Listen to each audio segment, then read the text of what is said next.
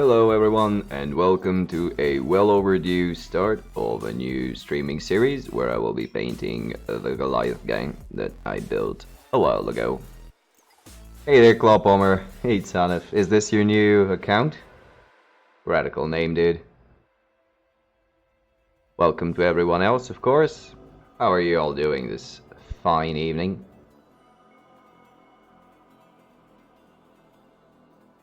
Very nice.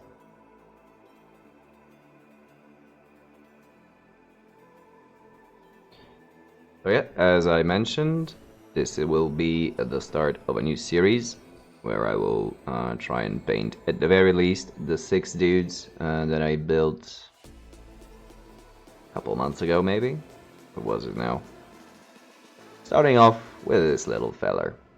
And since he is the first of his kind for me, he will also double as my test mini. Meaning that there will be quite a bit of experimentation on him and probably many mistakes that we will try to figure out as we go along. Now I'm going to give you a rough idea of what I will try to do with him, and little by little start to apply words into actions. So let's take this whatever. So ideas for the color scheme. I want his plates to be red, his pants and anything of a textile nature will be some sort of a khaki. So brown greenish to khaki. We'll see how it turns out in general. The mohawks, of course, will be of a neon variety, trying to get as bright as possible. This one will probably be green, just because green rules for mohawks. And for his skin, I think I will start and try and get a paler version of what I usually do. And in terms of weathering, since he has a nice flat chest plate, I will try to draw on some scratches and try and give them a bit of a three-dimensional feel, so hopefully I will not forget where to place. Hey there, Pig in Space, how are you doing? Glad to see that you managed to join, even though you have currently some technical difficulties, as I saw in chat. So that is pretty much it. In general, something that I have noticed as a mistake on my part during the painting of the Norse team for the Blood Bowl game, I will try to go deeper in the shadows, deeper. Alrighty, still, thanks again, much appreciated for you joining us. And as you may notice, Itzanif is also with us, however, sporting the ominous nickname Clawpalmer. So I'm gonna try to go to start off with a much deeper color as a foundation and build up to a much brighter color instead of chasing what I thought would look like contrast, meaning more vibrant colors, but instead I will try to do it with more poppy parts, meaning very, very blackish, brownish recesses and very poppy, bright, almost white on the highlights, on the extreme highlights, that is. The gun, I haven't really decided yet how I want to put together, but it'll probably be something maybe a bit more simple. I found out that black with a nice dry brush of metallic gives it a decent effect. So maybe we will follow that along. Now the issue with this idea is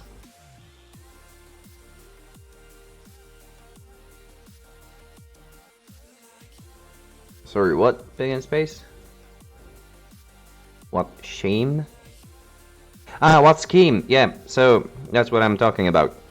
I will paint the the armor plates in red and the pants in a green brownish. Yeah, sorry, then as usual, my head is not entirely here, but I'm trying to make the best of it. So the pants will be mostly green, brownish.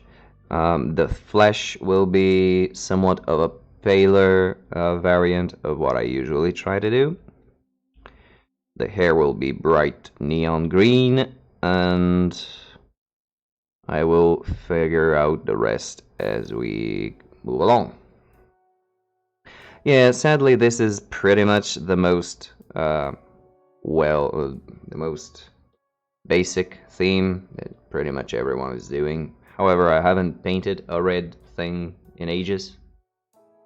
Since my War Machine Kador group, so I kind of want to play around with red.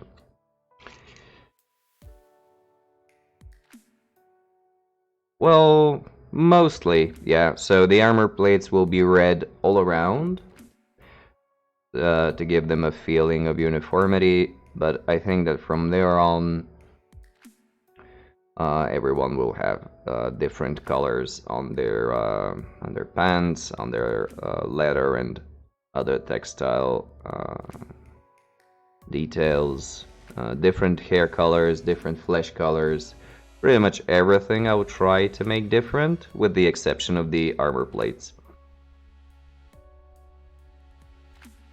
That being said, we will see in detail as we move along, since I haven't truly figured everything out as of yet. So back to my original idea. Since I'm painting with Citadel colors, and their base colors, their foundation colors are not the... yes, they will, depending... No, I'm going to try to grind them up.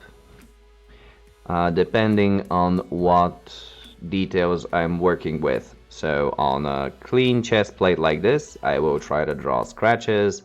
On plates that have more detail, like spikes and things, I'm gonna try and put some rust or oil spills. Something like that. I'm gonna play around a lot with these models, so probably will make a lot of mistakes, but it is the best and pretty much the only way to truly learn anything. Now, just to finish my train of thought on the colors. The base colors of Citadel are not particularly dark, which is what has been leading me astray from reaching a decent contrast. So, in this case, I'm going to try and mix the foundation colors, the base colors, with different shaders to make them deeper from the start.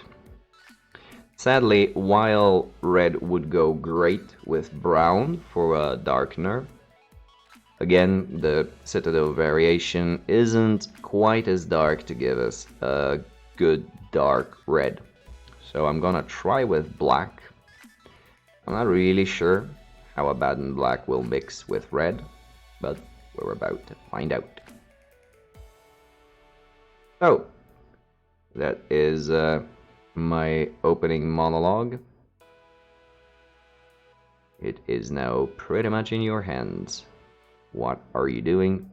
Any new projects? Any interesting games?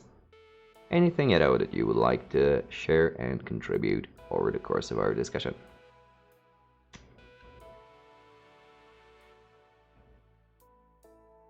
Did you choose your races for the upcoming Melon Bowl tournament? I understand Big in Space will probably get some high elves on the pitch.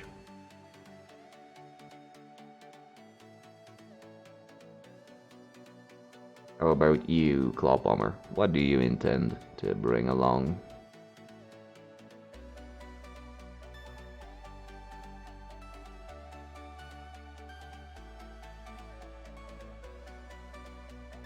Is it corn if you're able to complete it?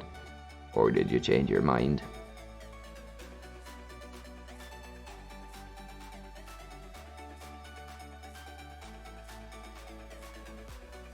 Ooh, a secret. How exciting.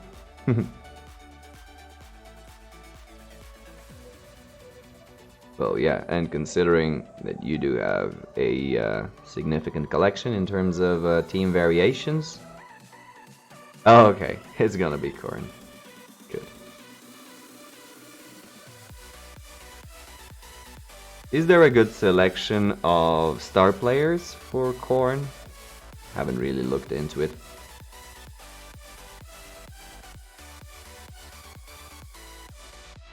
I am keeping an eye out for it. However, sadly, I don't really think that I can be absolutely sure to have enough time to be consistent with the group. And in such, I wouldn't want to drag everyone back or down.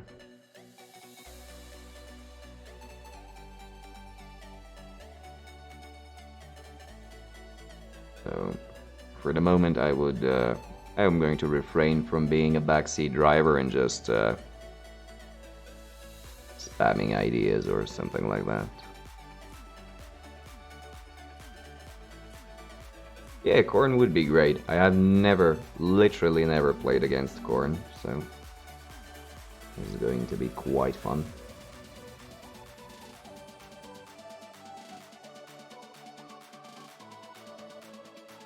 What did you send us?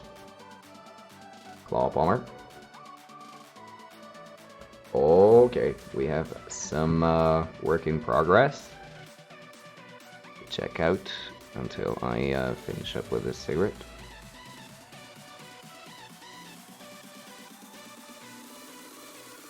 Oh, this is lovely. Yeah, I see that you have taken some inspiration from some recent pics on the thaumaturge. I really love the tattoos and the fact that you're going with the tiniest bit of OSL just to give it a little bit of a shine, a little bit of a additional light. This is great. And also, as mentioned before, Richard's handiwork in sculpting and converting this with the ball is just amazing. And these guys also look brilliant.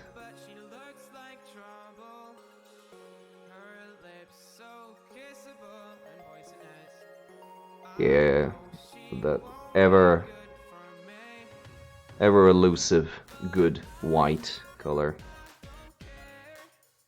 But still, the foundation is very solid, so I think it'll work out great at the end.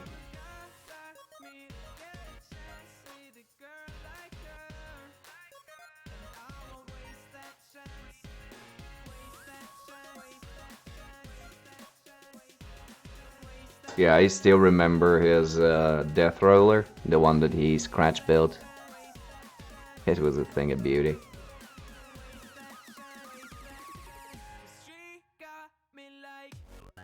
I really hated playing against it, but that is a different story. So let's go back to painting setup.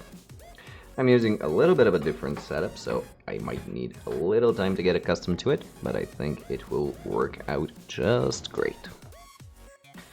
Right, so let us start with mixing some colors.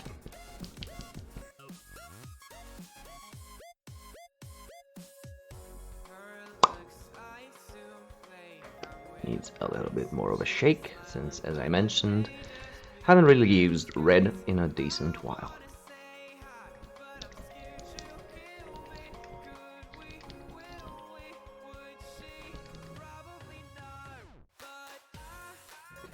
use the opportunity to shake out the black as well.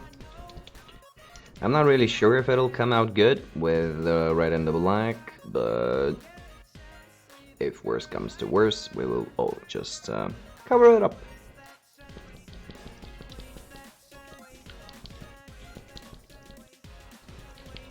As one does with paint.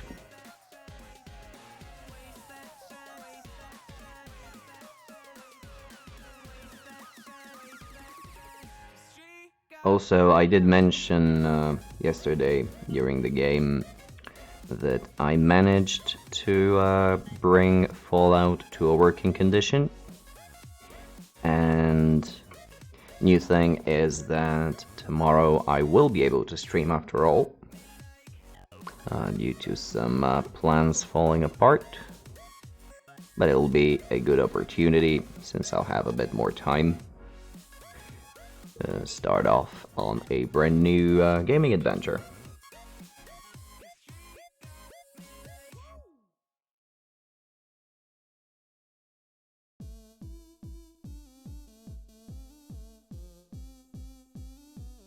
As I did suspect, bringing OBS to recognize Fallout was a pretty serious exercise. It didn't want to register it with the standard game capture, so I had to do screen capture and whatnot.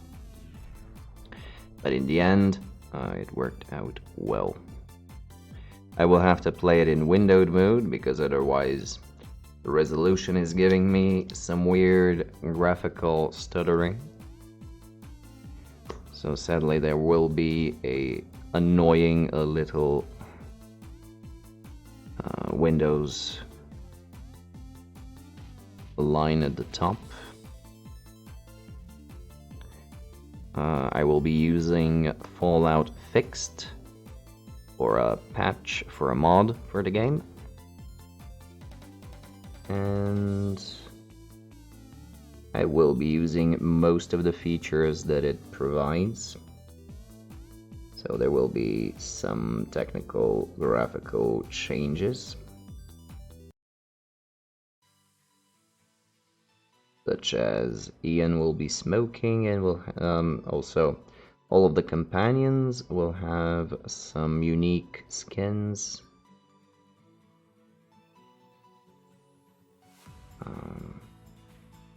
Mostly graphical changes though.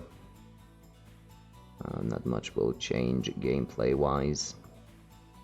A few qualities of life, such as highlighting of the items, like it was introduced better in the sequel of the game. Either way, I don't think that in the first session I'll be getting too far ahead in the game. Mostly just figuring out the character and what to do with him or her. I'm going to do in general something that I haven't really seen done much, which is I'm actually going to try and roleplay the role-playing game. It's insane, I know. So I won't go for a very strictly profiled look. I'm not gonna build him like anything particular. I might actually even take one of the pre-built characters. And also I would like to have your assistance to figure out an identity for the dude or girl. And so well, that's exactly it. I want your help to create the character, but not in terms of just skills and stats, but also what will be his overall look on life. Will he be a more polite character, or a gruffer one, a more cynical one? Fallout does give you here and there opportunities to actually give some life to him, Any ideas? Well, Again, I was thinking about taking one of the pre-built characters, maybe the roguelike character, and just playing him out as the portrait would suggest, like a little bit of a smartass, a little bit of a wisecracker, a bit more cynical, that kind of thing.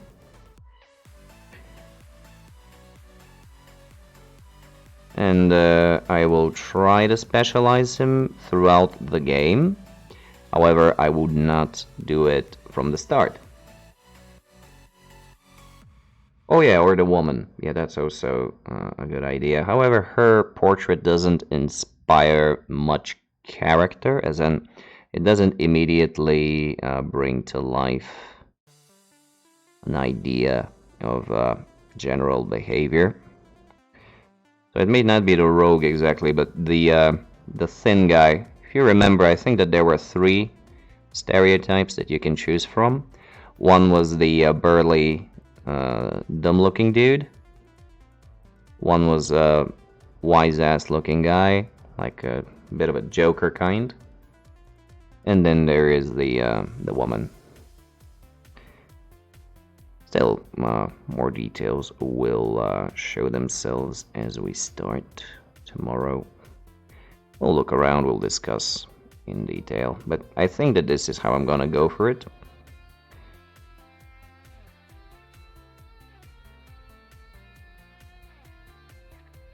This isn't working pretty badly, I think. A few more layers on top of this, and it'll look decent-ish.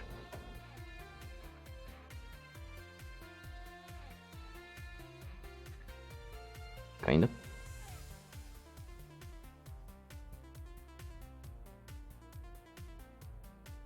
So yeah, I am pretty excited on that front.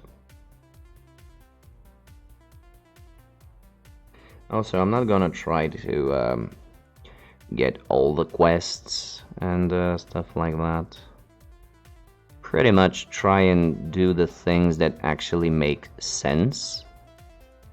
Because many of the quests in Fallout 1 and especially Fallout 2 are very nonsensical. And you would actually need to look for them in order to find them. And this is something I would like to avoid. Like giving the character some sort of a precognitive abilities to know that he has to roam around. Because let's face it, you wouldn't, in this post-apocalyptic world, you wouldn't just start trying to talk to everyone, especially if they are armed and not particularly friendly. We'll just try to give it a bit of a more sound. Yeah, pretty much something like that. Although the game itself, introducing it as a mini game, isn't a bad idea, and it would make sense that you could get hooked on it, but not to try and get every single person in the game world to play with you. Like, you would go into the bar where you would know that people play it, that's true. I don't think you would just stop in the middle of combat and say, let's play some Tragic.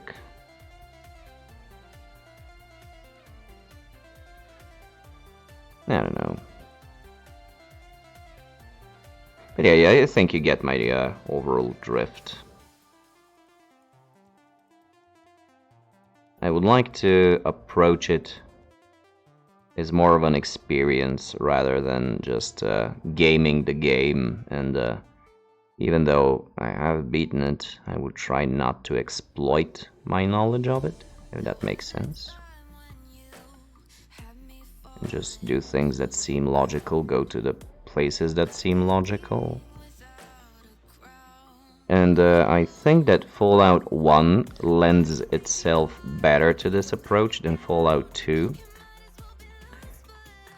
Because I had the feeling while playing Fallout 2 that most of the locations just don't make sense for you to visit.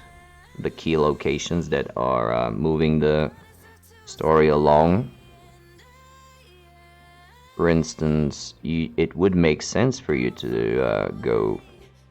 Like the first encounter as a city in Fallout 1.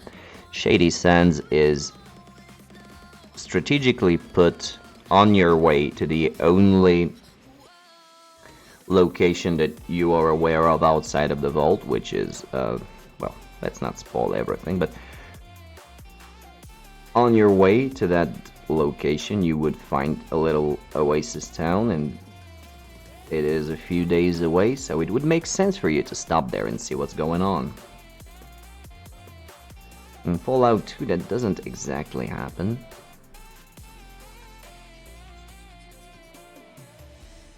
You kinda just start getting information about towns, but no real reason for you to visit them outside of just them being on the map.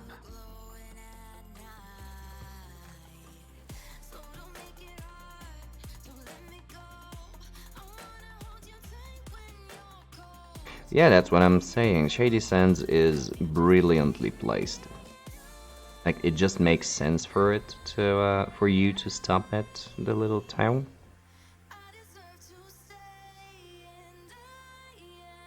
And also for the other location as well. You get hints that maybe what you're looking for is somewhere in that vicinity and stuff like that. In Fallout 2 you just get locations.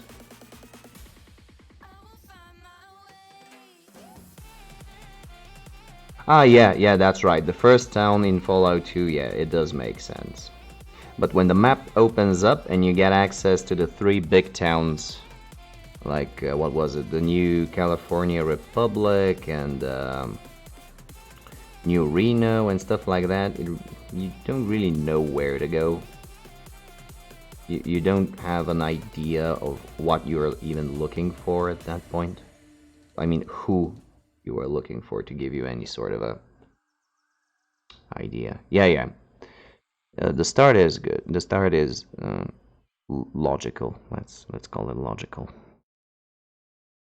What do you think for this as a deep red base? I think it works well.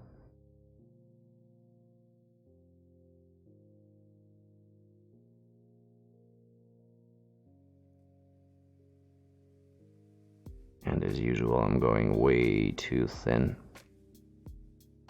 with the paint. Because, in addition to everything else, I'm also breaking out a new brush. It is again a Wargamer Regiment size brush, but it's just new because the last one just... I've beaten the hell out of it, and this one I will probably take a bit better care of.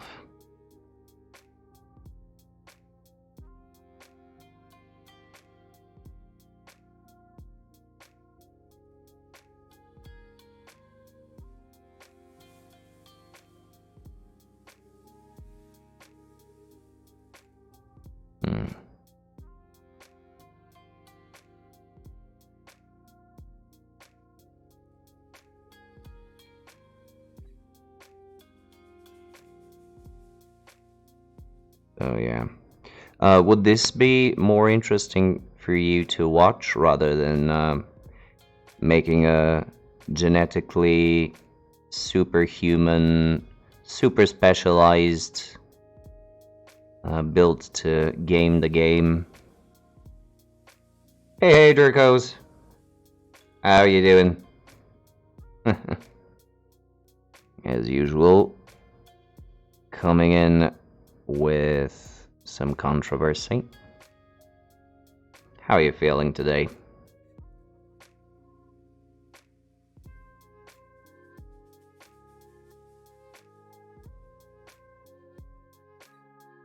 I'm pretty fine-ish. Bit tired, it's been a long day, but overall can't complain.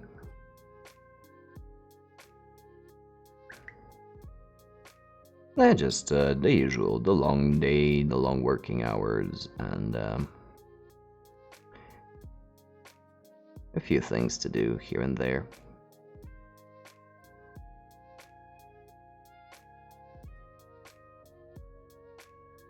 Nothing specific, really.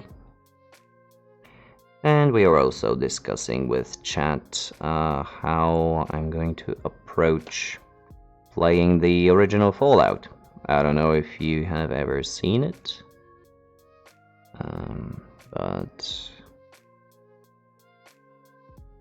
Oh nice, this is about Call of Duty, right? The mobile version.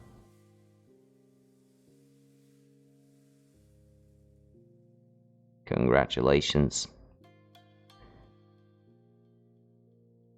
If there really is a big following, like a big community currently playing the game, reaching this rank surely would not have been easy.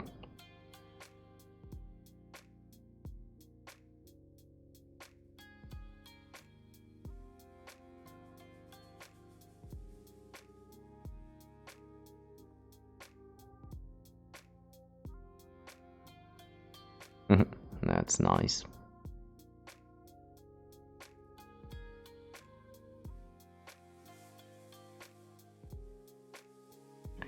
Meanwhile, just putting on some color on this dude. Here I'm running at a little bit of a wonder where to put the rest of the red. Should this cover it? Maybe.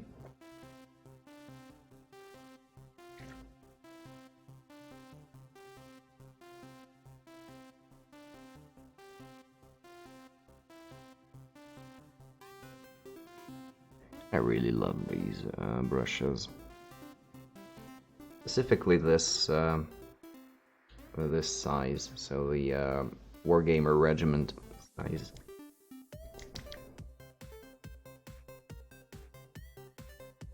Yeah, that is the goal. However, the black managed to darken it more than if I started off with a brown.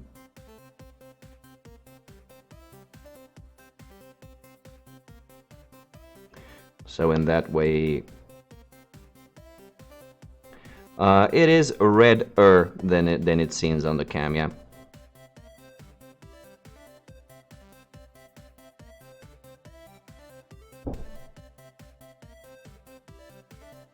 Five rookie ranks. How much time did it take you to reach this this rank, Jerkos?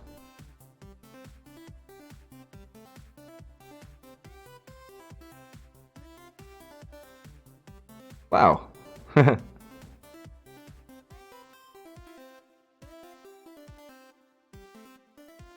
So a sprawling sprint.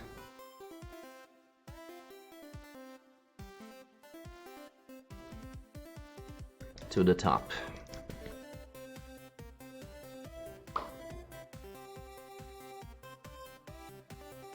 And the idea for darkening this is that it'll work better when I highlight it upward.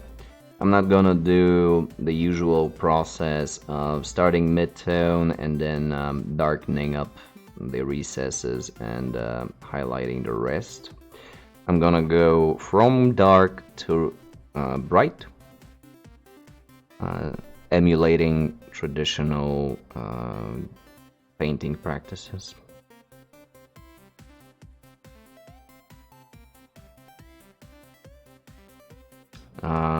Sadly, I don't really have a point of reference to understand how much tier 40 in Battle Pass really is.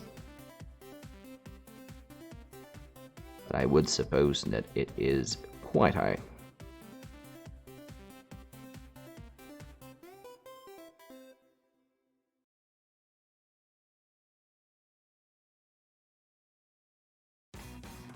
Oh, okay, so essentially almost halfway there.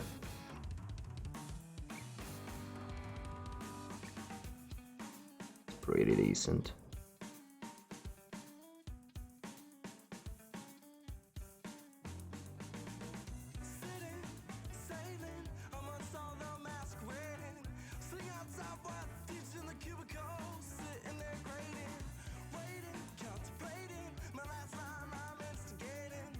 Now, this isn't the best way to mix paints, but it will do.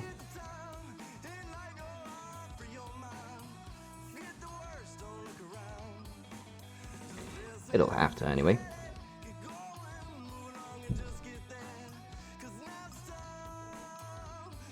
Does it work like in the old Counter-Strike where you run faster with the knife?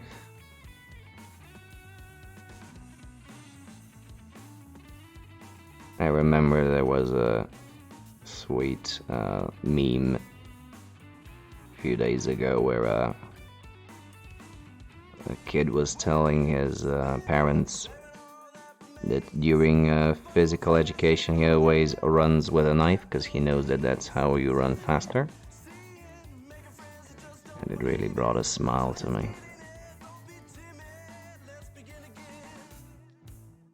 Learning the real life lessons.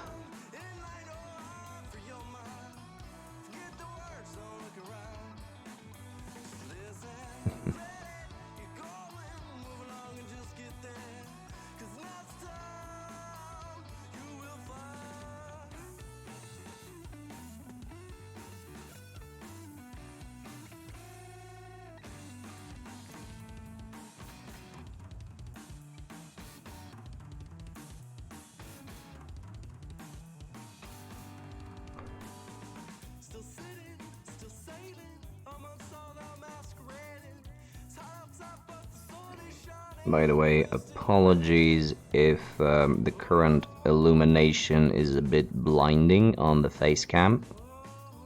I did forget to glue the shade guard back on after I changed the light bulb. So today's stream I will be with a little bit of a beard halo.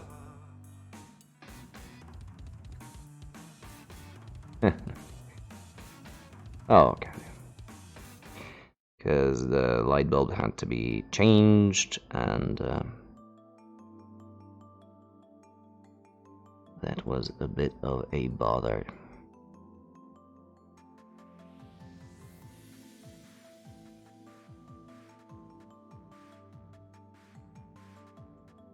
But it is quite more comfortable to paint, because otherwise I have to work under the shade guard, and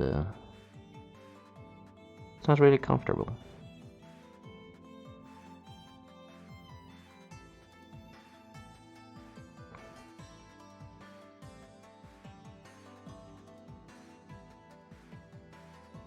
I think I'll do this red as well. I've also tried to play around with, well, I currently am. I am mixing colors. These aren't the original colors. I mean, it may coincide partially, but I just really wanted to paint something with red armor plates. And as you can see, I am mixing in some black to start off from a darker version of it and build up the highlights.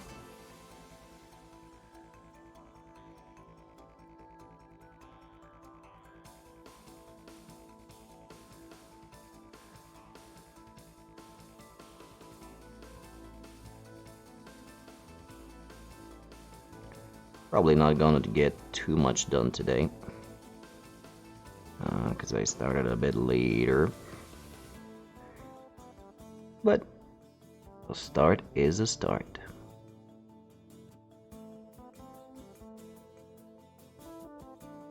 Well, last game of Blood Bowl I played was yesterday. It was a very sad game. I did manage to get a draw out of a much more powerful opponent.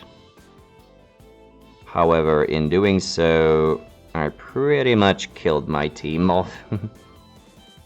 So, I think that even if I didn't want to skip a season of Rebel, I'm probably gonna have to. Simply because my team currently just doesn't look like anything. It has been decimated. Everything is crippled. My prized possession, the catcher, is now strength 1.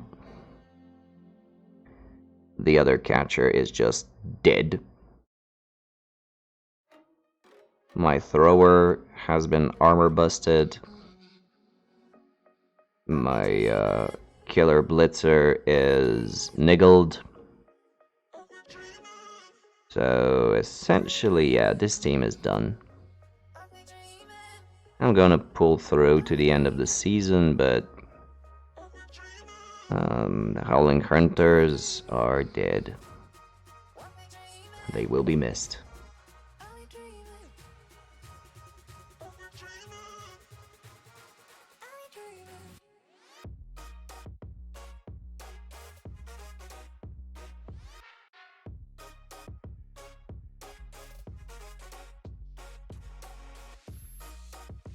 For anyone, yeah, for respects.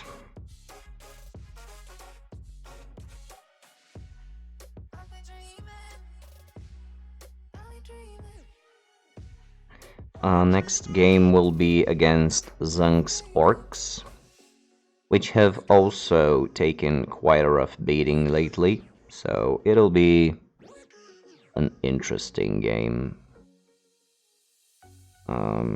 I am actually looking forward to it because he has lost some valuable pieces. He will have three journeymen for next game. Oh, thank you. Yeah, the kit that I assembled this dude from, as well as the others, are just amazing. I really fell in love with the sculpts as soon as they got released. And I just knew that I want to paint them. It has, however, taken me about 1,000,000 years to do so, and Clawpalmer would attest that it is getting a bit annoying because we haven't yet gotten the chance to play a game.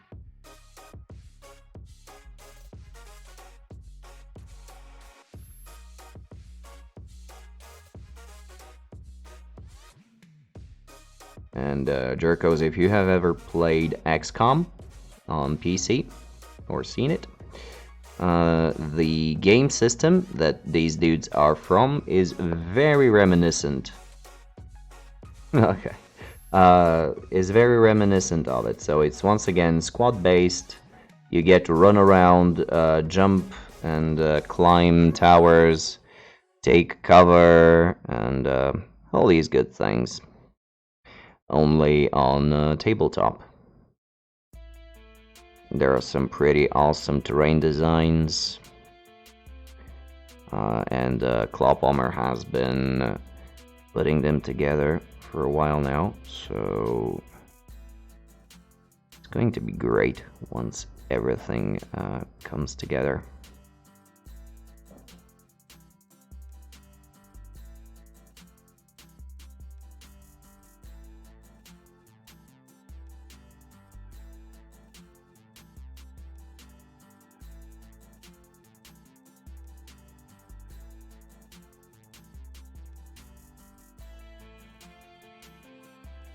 And of course, the usual issue with mixing paints is maintaining consistency across the different mixes, and From what I see, I just currently failed to do so. So I would need to darken that stuff up a little bit.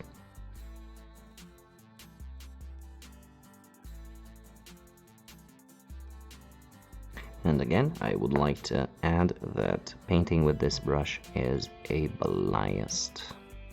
I have control, I have nice flow of the paint. It does have a nice, it keeps a nice point even when it's very damp.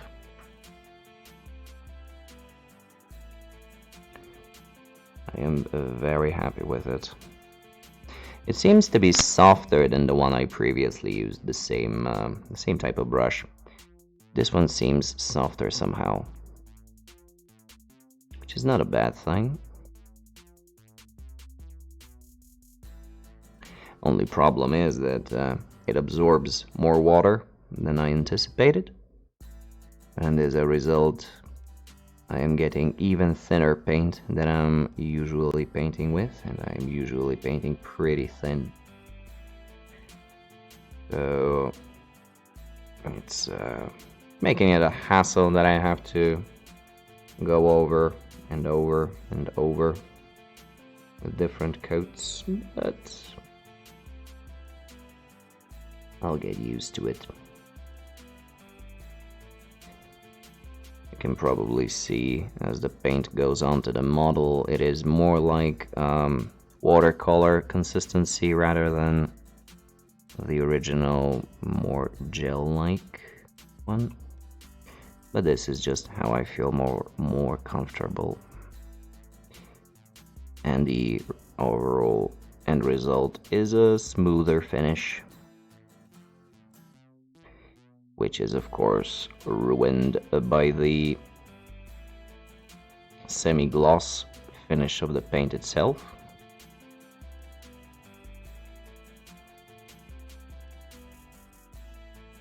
And as I keep listening to myself talk, I'm just trying to find more reasons to switch to scale 75 paints.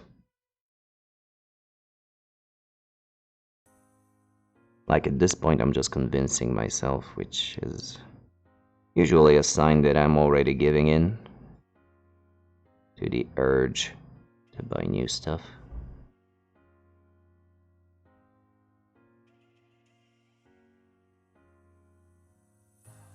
See how long I'll be able to hold it off.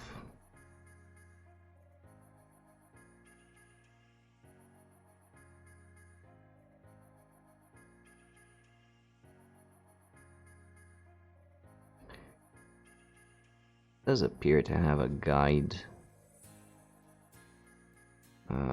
bristle, which is annoying, but apart from that, really good.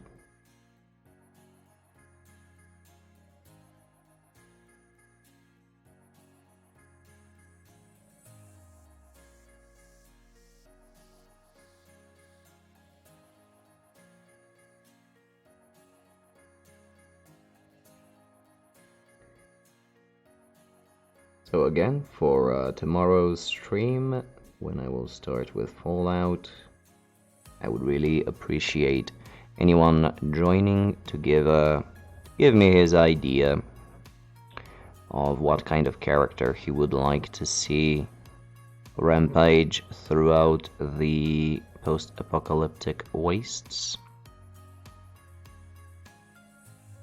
And maybe give me an idea of what I would build him into. Again, the idea being coming from a background of limited access to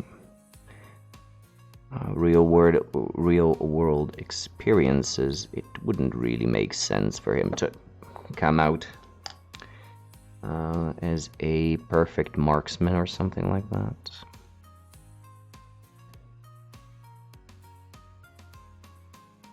So a hodgepodge of skills and abilities that you would just more along the lines of talent, just having a predisposition towards it, rather than being super good at something in particular. It's more or less how I see it. So any guidance on that point will be appreciated.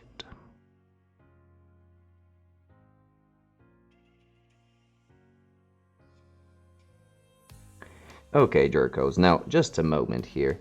You started, so... Oh, okay. This is for a different game system. Because I was gonna say you're talking about named rank at one moment, then you're talking about numbered tiers, and now you are saying that veteran is something quantifiable in points.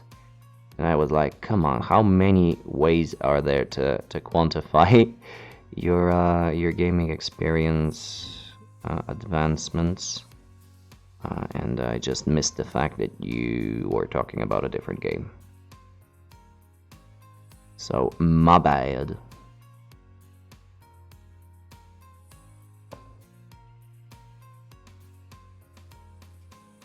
Right. Yeah, now it makes sense. I just thought that this is the same game and that we are talking about a third way to rank different players. Kinda didn't.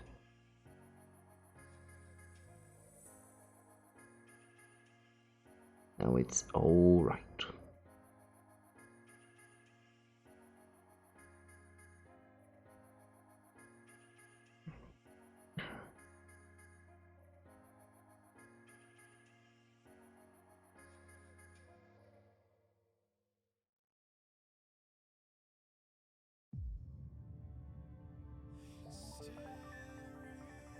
This is a little bit on the bright side.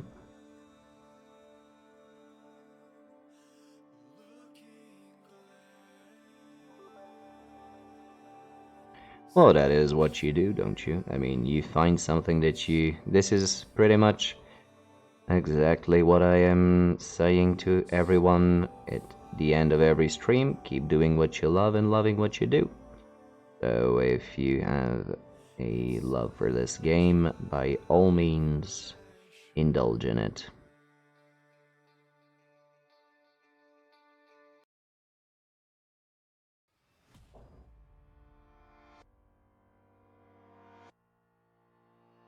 Yeah, there we go.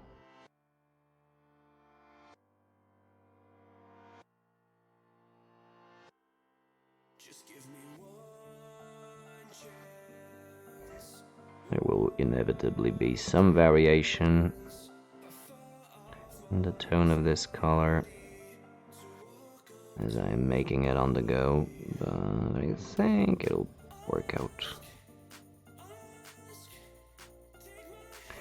Trying to leave out the rims for now, as they will be colored in a different way. Probably metallic, most likely metallic. It is a boring decision, but I think it'll make sense.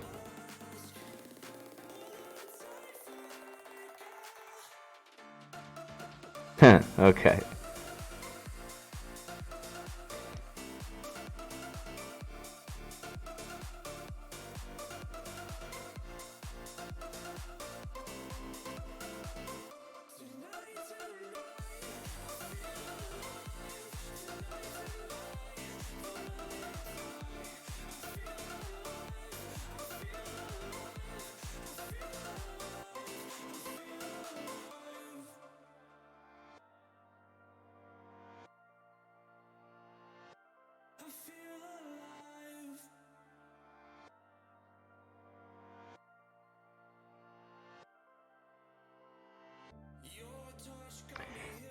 You definitely made an impact, I will give you that.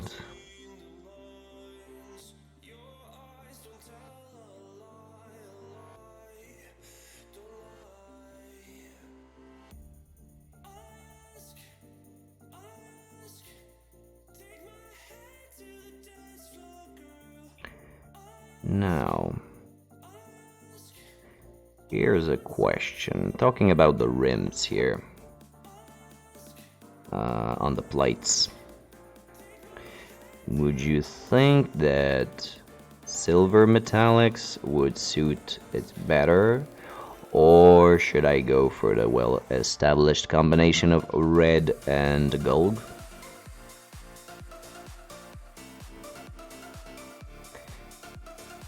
Because last time I opted for silver instead of gold was when I painted the Dark Elves.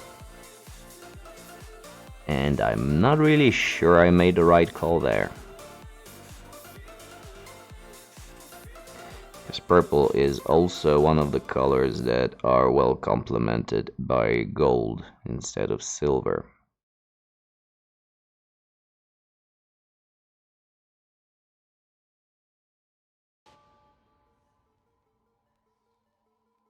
Generally speaking.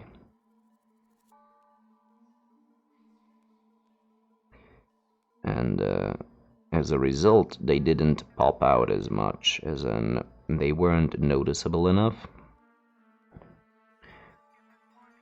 The silver elements.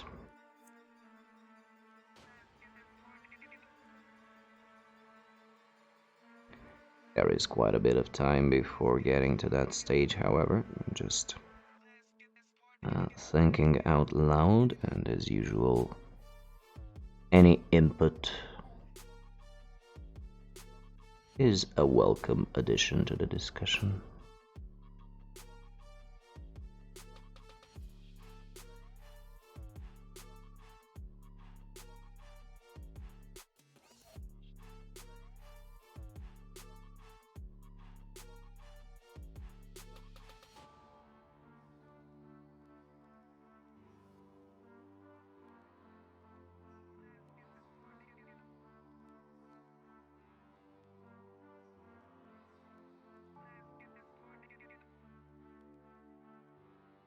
Oh, here's what I missed.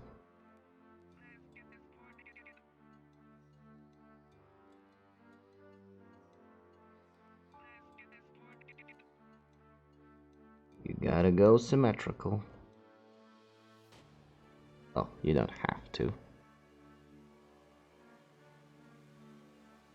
Okay.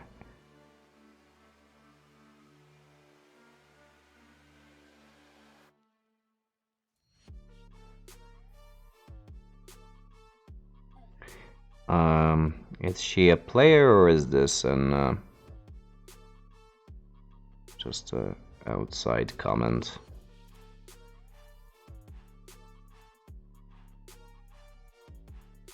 Because I sort of lost the train of thought there.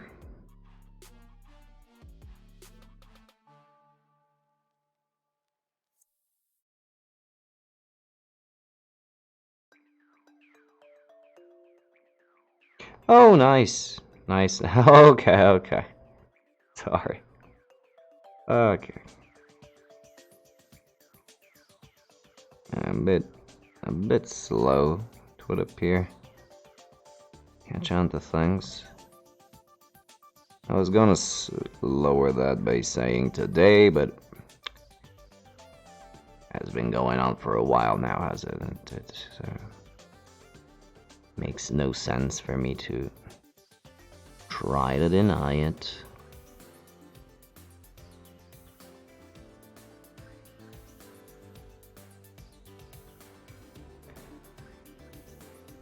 But this is great, so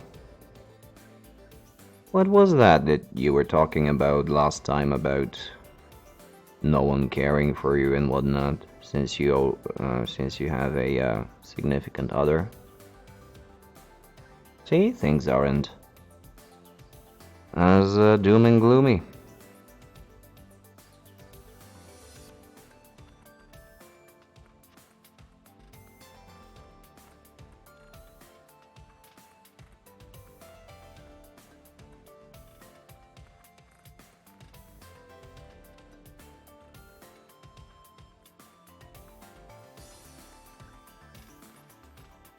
Maybe it's my bad. Getting confused again.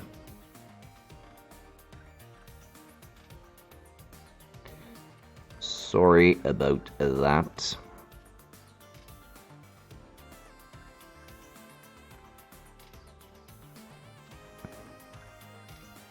Well, this is what happens when I try to do several things at once. I start confusing conversations.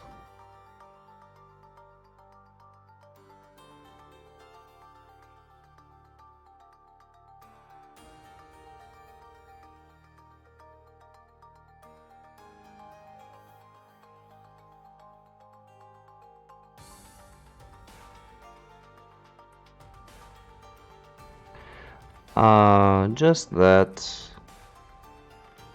having a significant other is a good thing, and that it makes the everyday not so gloom and doomy. Really not the most original of sentences there, but you know, it had to be said.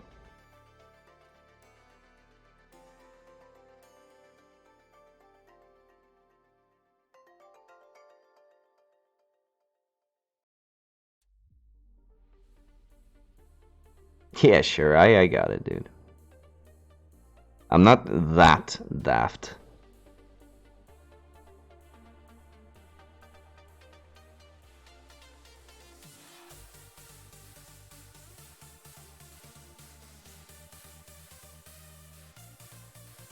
How does this thing work?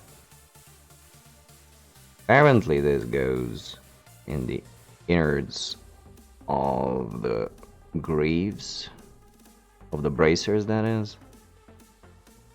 How?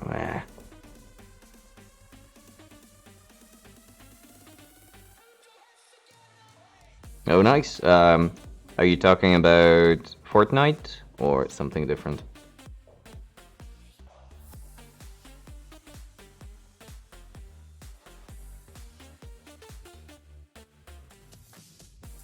Oh, so you're saying that it has a battle royale mode as well? Mode. I wasn't aware of that. Oh, okay, okay. Is it gonna be in teams or last man standing?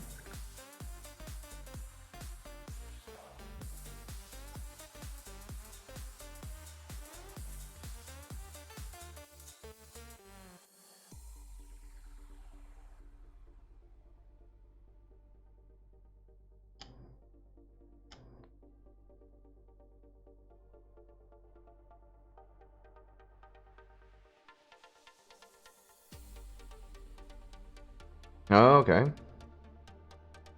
So, every option.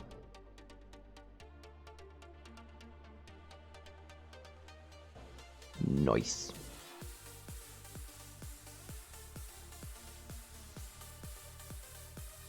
Oh, really? They're gonna put it into the mobile version as well? That's pretty cool.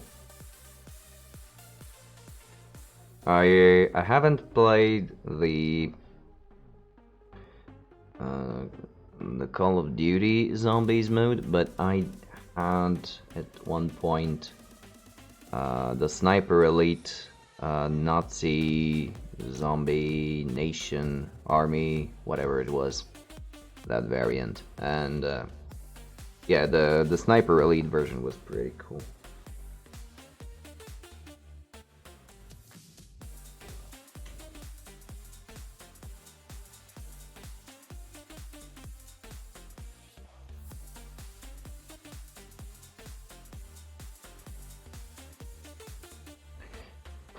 So let's see if there is anything else that needs to be redded up. Don't think so. This is going to have to work as a foundation. It's not as smooth as I would have wanted to get it, but I fear that if I put any more layers on top, it's going to create its own detail. Like roughness, and I want to avoid that since there will be quite a few more layers on top.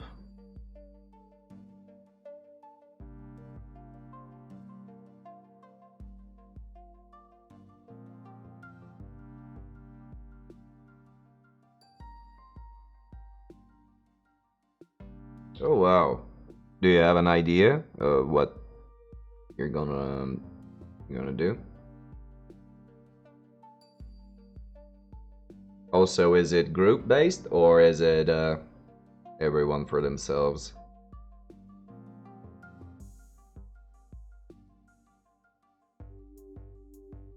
Have you already discussed ideas on what you would like to do?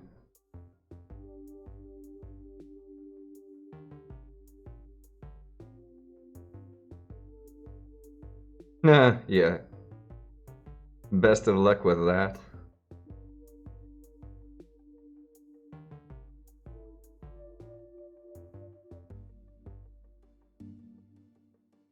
Yeah, I think that is a fairly well established business plan across many nations and many societies, unfortunately, but it is still viable. I will give you that.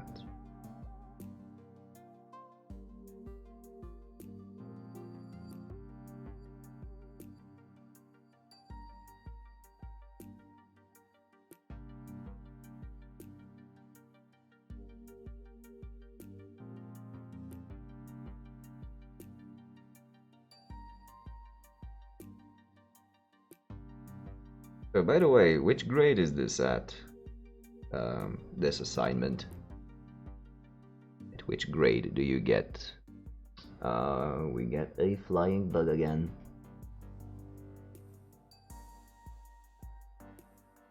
Dumbass. Hit itself against the wall.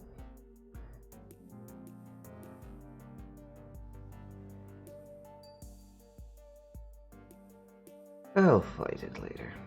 Alrighty. You too. Thanks for joining and have a good one.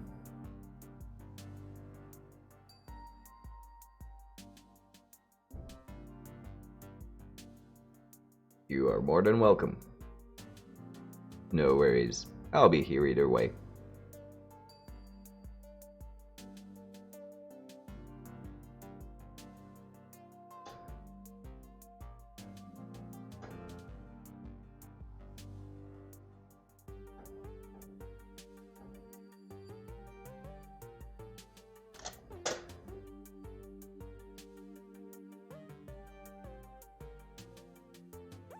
So how are we doing on time? I would have a solid hour. So let's think, what else can we get moving along? Now the fact that these pants have sort of flaps on the front and the end are really confusing me as to what I want to do with them.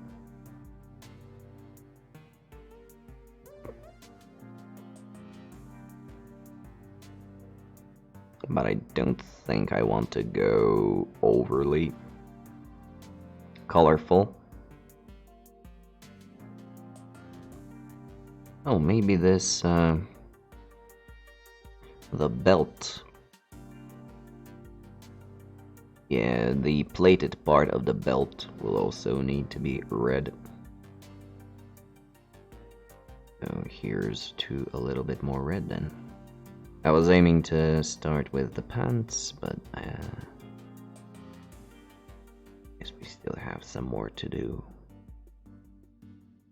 before that moment comes. Here I'm going to put a bit more black because it is obscured by the gun.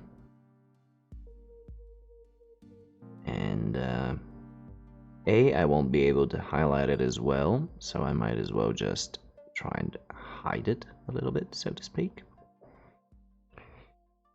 So I'll give it a even darker color.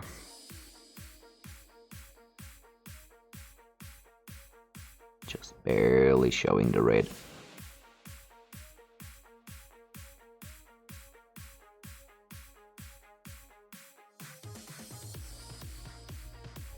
I don't know if you can even see what I'm doing here. And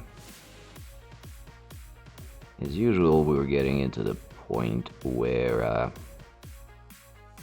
I would advise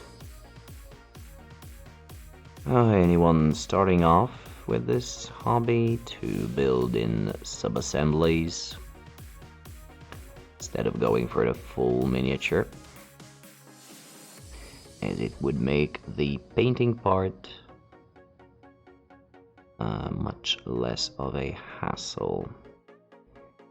Right now I'm reaching under the gun, I'm trying to not force the brush too much, but I do have a decent angle to paint, question mark.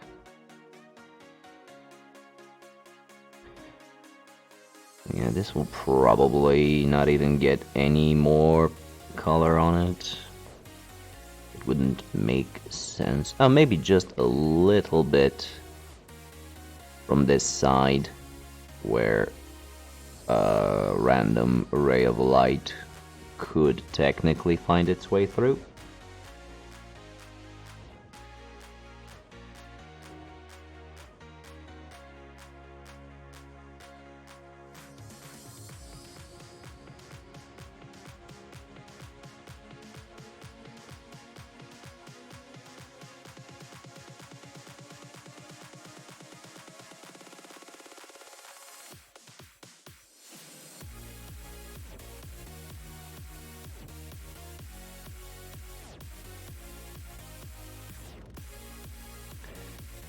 If anyone wants to see the epic and monumental battle that destroyed my team but ended with a draw, it is already uploaded on YouTube for everyone to see.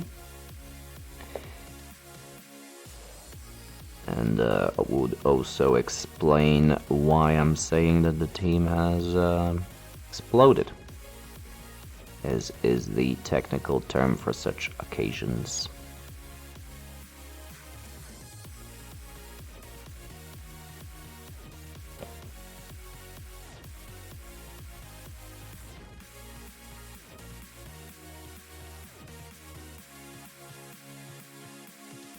And while it might be fun to see how far I can get with a team as busted up as this, it will still be considered as a developed team, so in future seasons I will still be placed in higher divisions, meaning that the opponents will be more developed and tougher, more experienced coaches and all that shebang, and playing with a pretty much destroyed team with the hopes of rebuilding it. This is just a death spiral that I don't think I can get out of.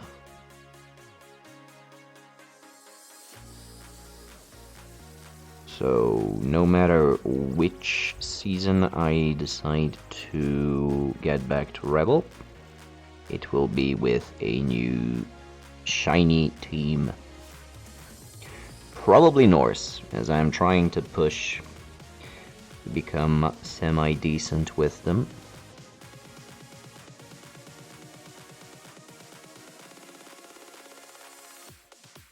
And we'll also keep up my motivation to get all of them painted.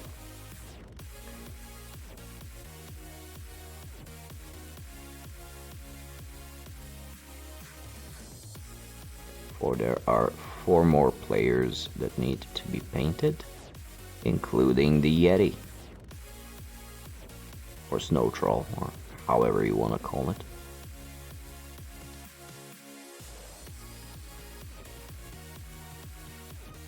White Wolf did explain to me the difference, but I forgot. What was the difference? It is mostly just a name, of course. It doesn't functionally do anything different. I have been thinking about turning a wild animal into a cage diver with brake tackle. And in the case of the Snow Troll, maybe Juggernaut. So I would give him Juggernaut as a first skill and then go for Break Tackle. And jump him into cages. If my calculations are correct, he should be able to do so on a 4+, which is a 50-50 chance to get to the ball carrier. And that ain't bad.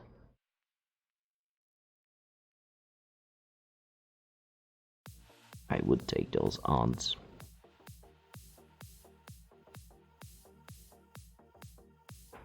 Oh, Claw Bomber giving us another heads up update on his Siege themed quarantine. My tongue got twisted in a knot there for a while. So let's take a look at it.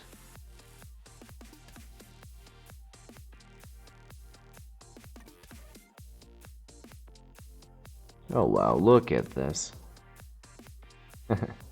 Is this contrast paints? I really love how they are so saturated. The colors are so bright. It's really nice. I really love vibrant colors on miniatures.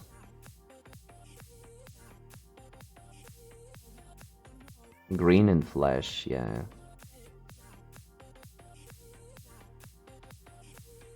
Looks very well. The blue is awesome. On the shoulder guard and the bracer.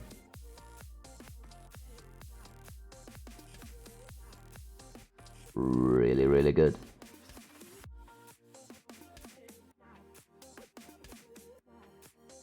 Yeah, I can't.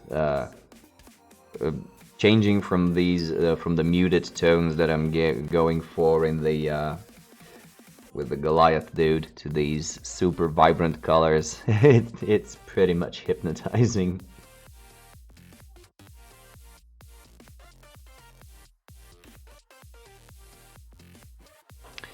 Now, did we get everything done that needs to be in this weird off-red, desaturated, shadowy tone?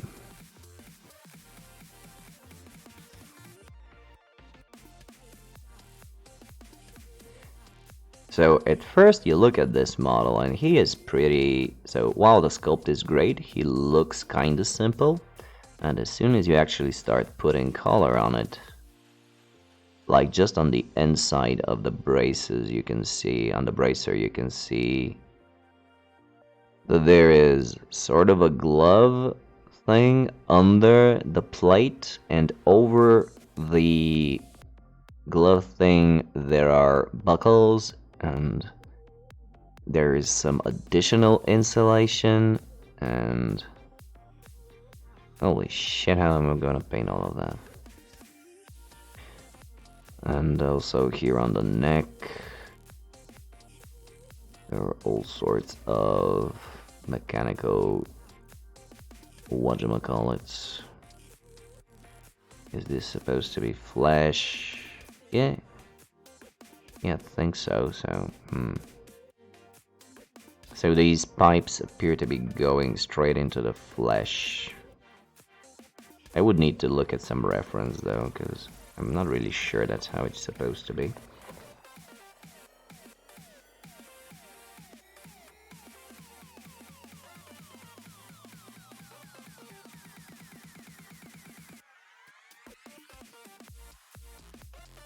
But I think this is all about the red that I'm gonna be getting out of it.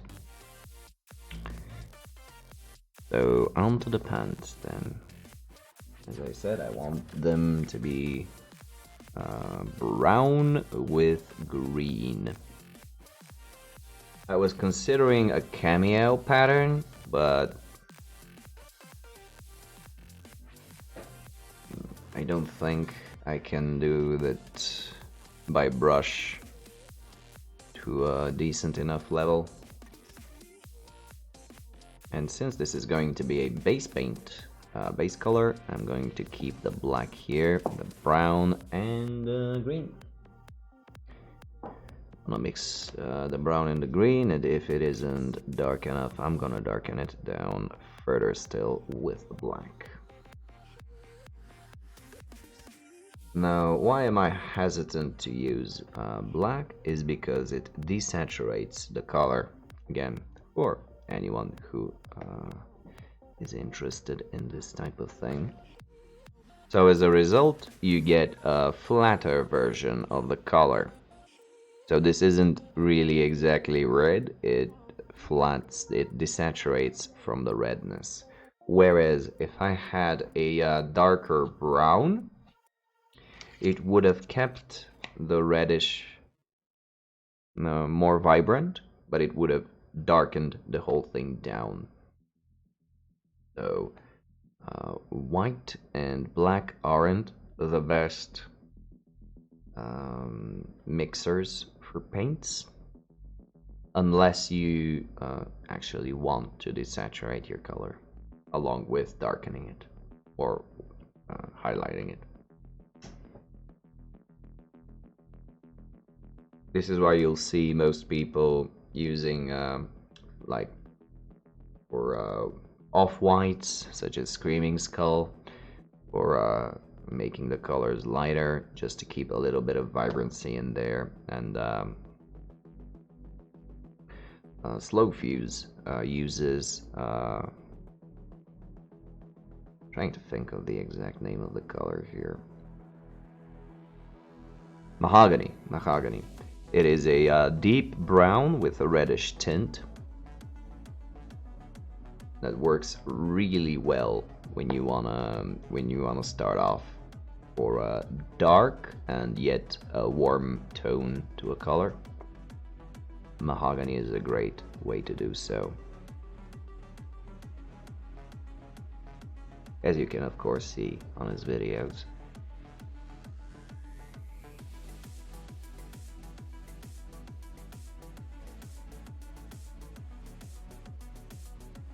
And it would have made for a great start here as well. However, I do not currently have access to mahogany, so I have to play around with the colors that I have at my disposal, which is an interesting challenge in and of itself. I like this approach, both in painting and in playing games. To have something and just try to make the most out of it, try to break in some adaptability.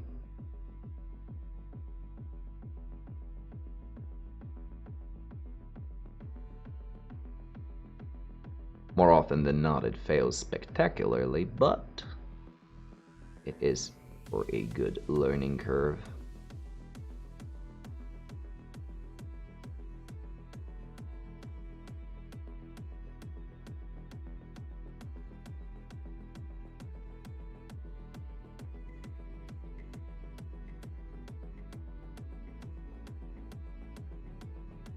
I still haven't thought about how reflective I want the plates to be. Meaning I have no idea where to place the highlights and how sharp I want to get the highlights. So I will again have to do some homework and get some reference materials.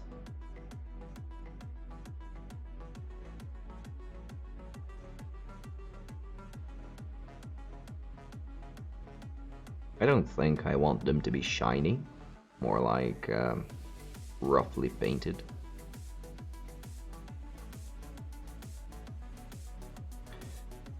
Because this color actually very much looks like in real life, well, at least on the camera it looks pretty brown, but in real life it looks very much like the old metal primers. So the primers for metal, I mean, that are reddish, usually.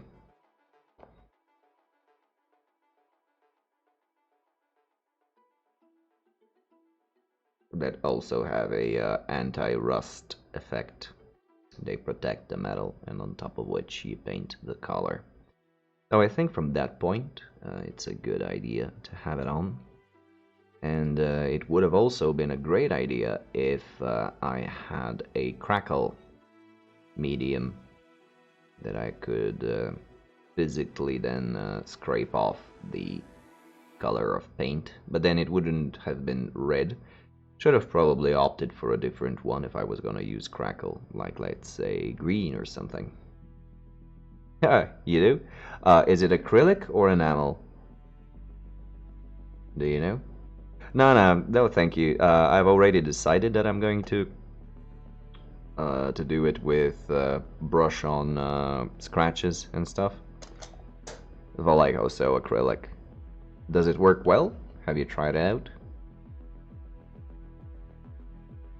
But just looking at this color, it does make for a good rust or metal primer foundation that crackle would work with pretty well.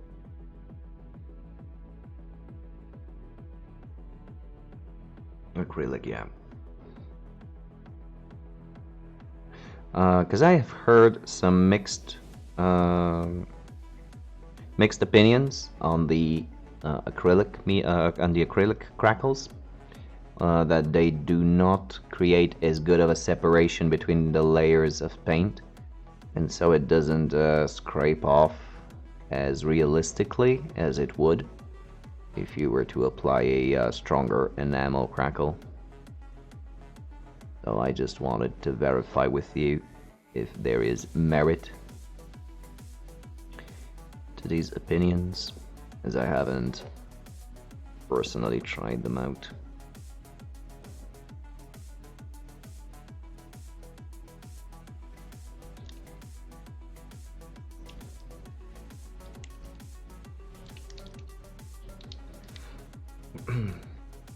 And also the old school way to achieve the same effect is with the hairspray.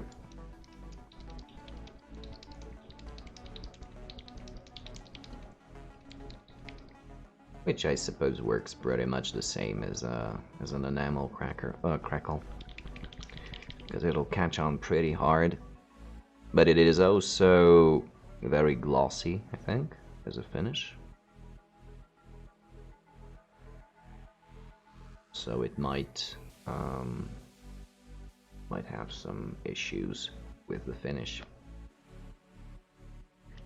Unless you're going for raw metal underneath the paint that you're gonna scratch, then it would complement it. But again, specific case scenarios.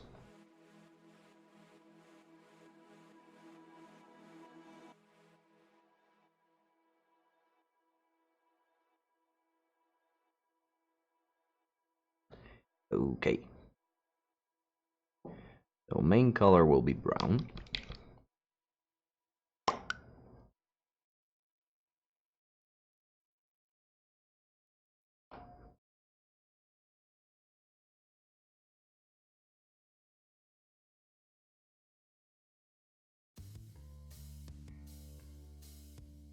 Yeah, you can see just how actually bright. This is supposed to be the deeper one, so it's a mid-tone of brown, but it's kind of light.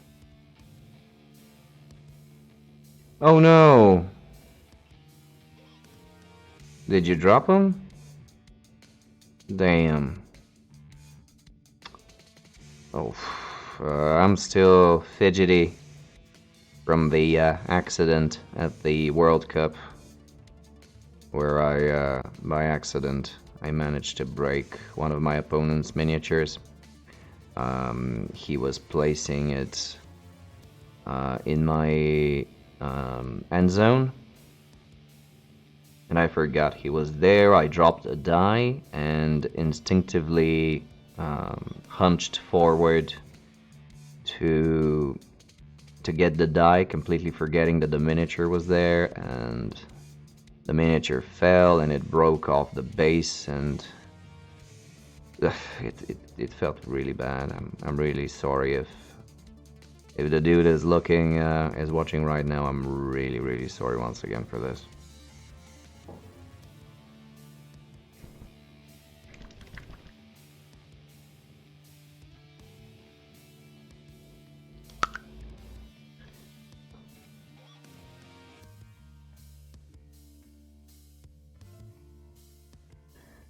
So here's the green to add to the brown. So yeah, I really hope that it is a easy fix. Damn. Oof.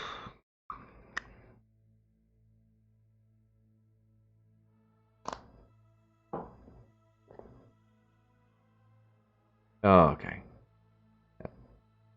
It is a load off my chest, to tell you the truth. Because we are putting a lot of effort and emotion in these little toy soldiers, and it is a bit of a heartbreak whenever anything like this happens.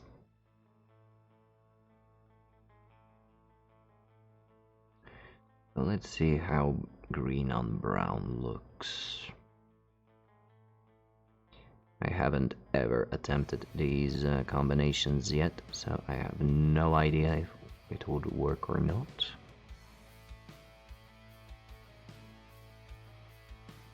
But as I said, this miniature will be very much of an experiment.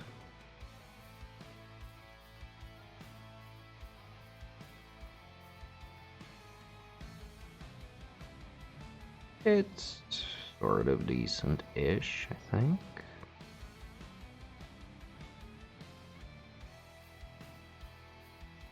The brown seems to be very dominating in terms of pigmentation. So I would need to add more green to the mix. Yeah, overall this is the color that I want to achieve on the pants, so good on me.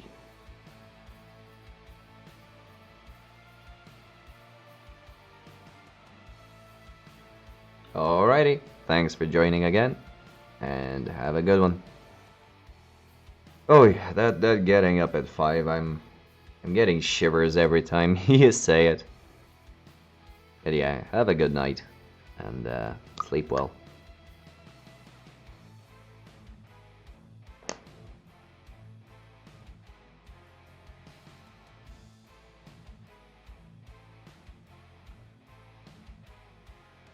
Thank you.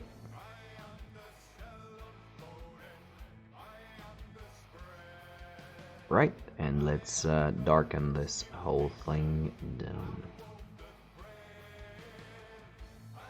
Oh yeah, you're right.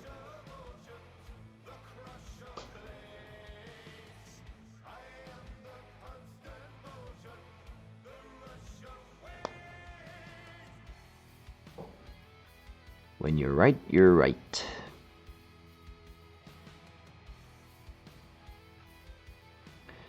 So let's add this black into this green.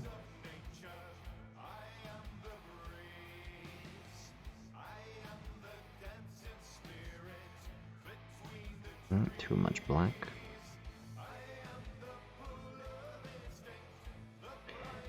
There will be quite a bit of going back and forward like this as I try to find the color that I want to use.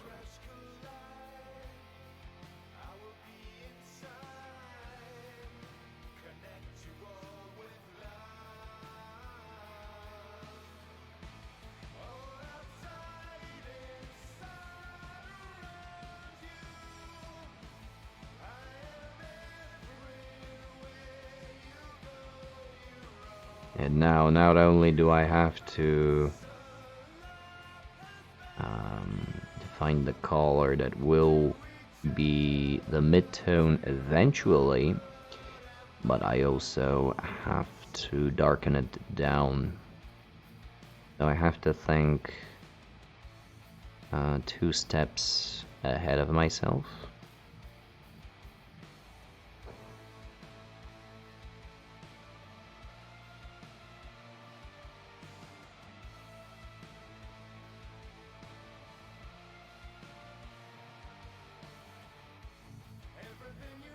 But yeah, it's good.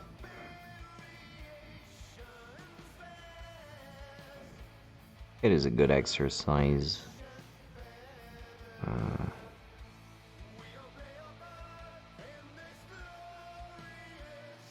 And it is also a good way to use the colors that you already have for all sorts of different things.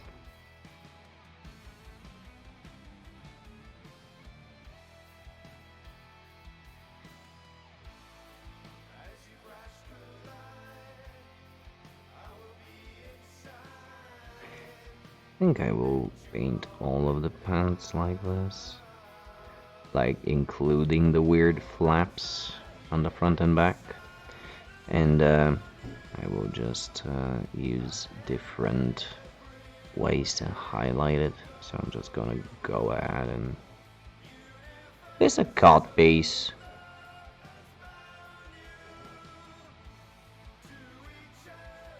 As I mentioned, constantly discovering new details.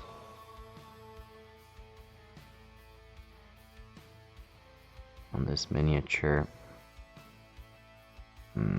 which pose an ever-growing challenge to me.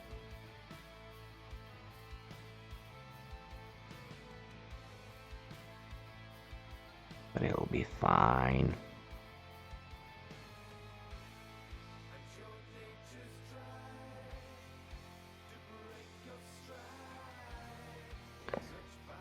This is a test model, and as such, he will suffer.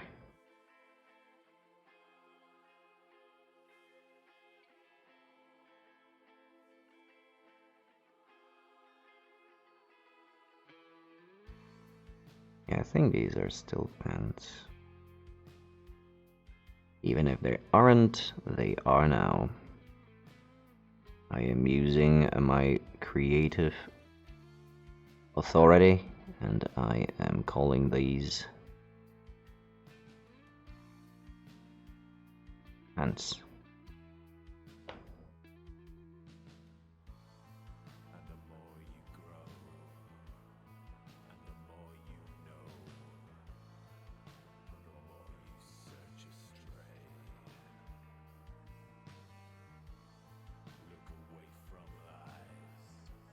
And I gotta say, playing around with a different color scheme, also doing most of it as a one-off, with the knowing that you're doing as a one-off, is very liberating and very refreshing, as opposed to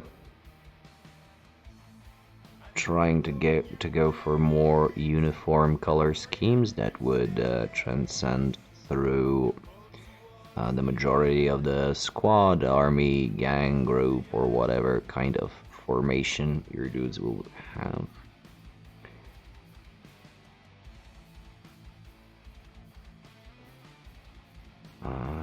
So I'm actually very much enjoying doing this right now.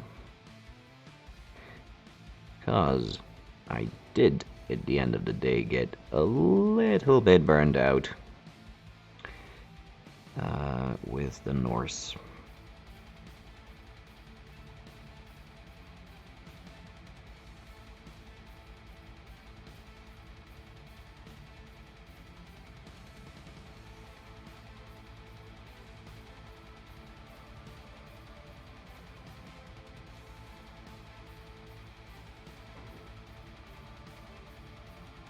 So my plan to introduce variety, to keep the creative juices flowing, is a success.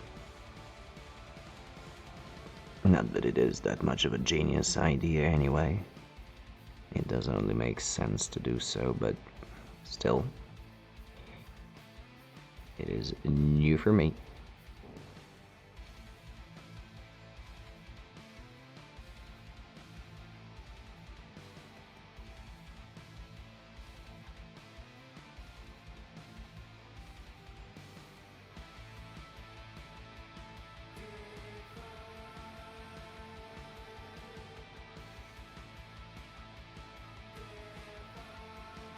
And I'm going to have to build up quite a bit more of that color.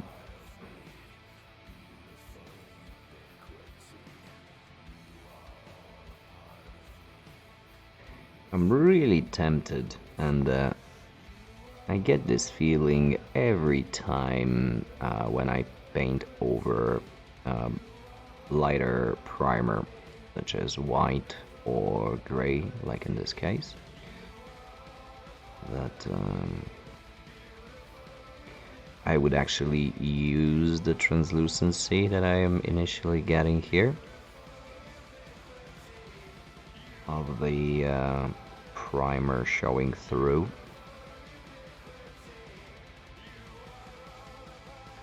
Because it's kind of working a bit like a contrast color when you think about it and when you look at it.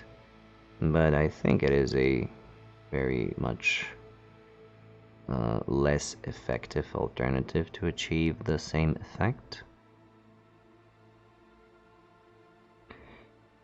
So I usually just go for a bunch of layers and get a nice opaque cover.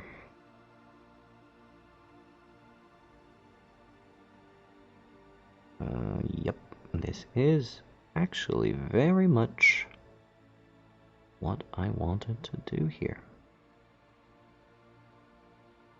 So if you can imagine this color with, let's say, 2 or 3 more layers on top, you will get the idea of what I'm going for.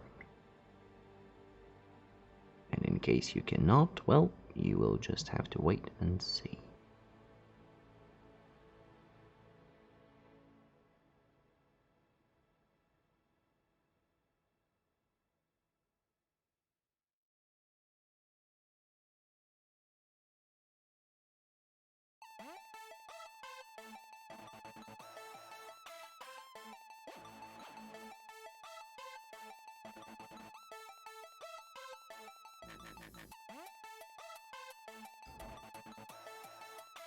I'll just stretch my back a little bit. Like I said, getting used to the new conditions that I've been setting up for myself for painting. I'm pretty happy with it overall. So essentially what I did was take an old chair and took off the backrest and put on some more things so I can securely and stably place my elbows on it. It essentially works like a little table on wheels that I can freely push and pull, and I stabilize it by just putting my legs on the other side.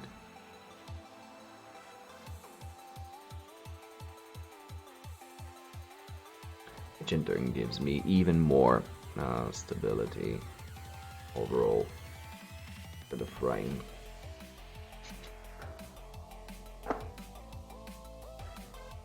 Little by little, we are getting to the place where things are getting to be a bit more optimal. And that does my heart good.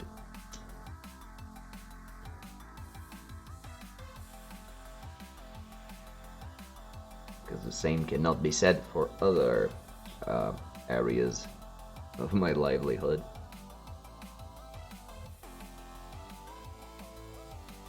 So even small successes in these areas, I feel them quite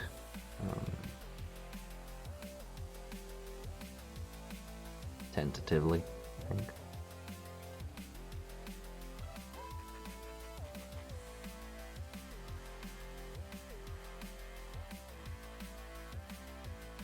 Only thing I would probably like to add is again a sort of a shade guard so that this halo illumination is dissipated a little bit, like here and towards my face. Sorry for the shaking of the camera, didn't mean it. But the one I currently have is just a piece of linoleum. I'm sticking to the lamp, and I don't think it is the best way to do it.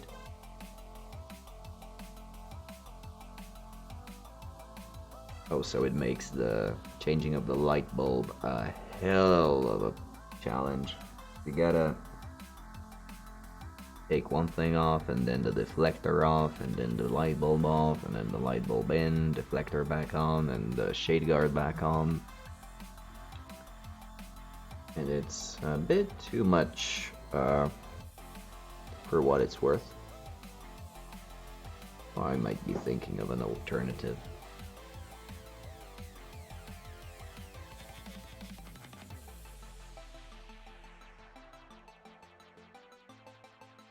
Also, in case you are wondering, I am also ready to start with the next Norse person. In this case, it will be the female thrower. She's already ready for painting. And the reason I chose her out of the lot is because, well, she was already primed.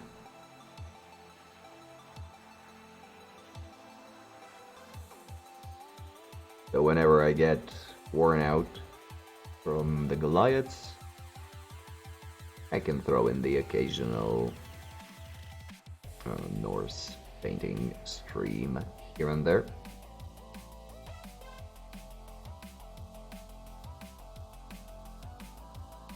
But for now, I think that the schedule is good.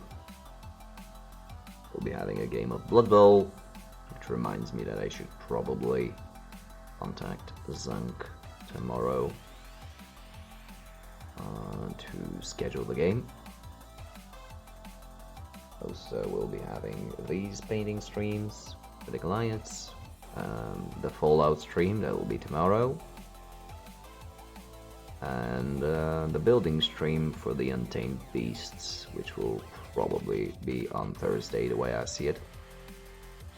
Unless the next week's Blood Bowl is scheduled for then, but that is beyond me to know at this point.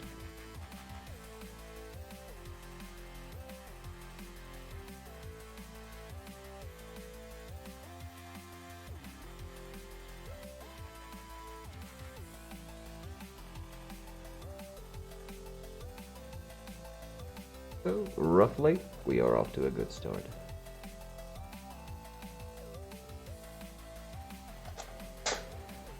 Now, let's mix some more paint and put it on these dudes' pants. And then we can call it a night.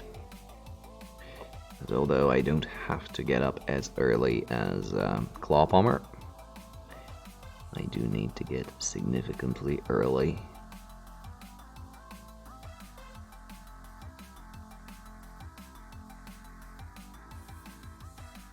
For my tastes, at least. Some people like and can get up early in the morning. Really just isn't my thing, though. Has always been the case. My body just doesn't respond to early mornings too well.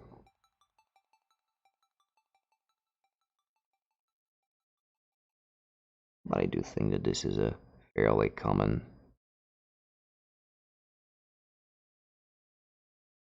issue.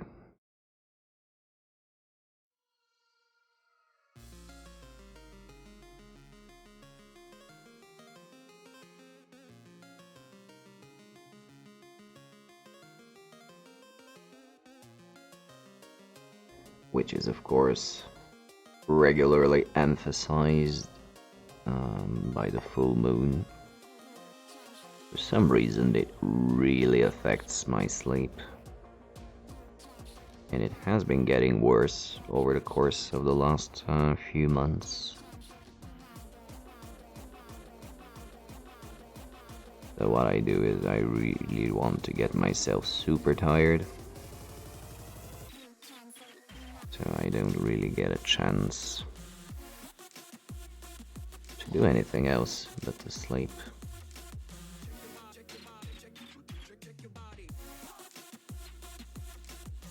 But it just so happens that my brain just gets a lot more active during the evenings and the night.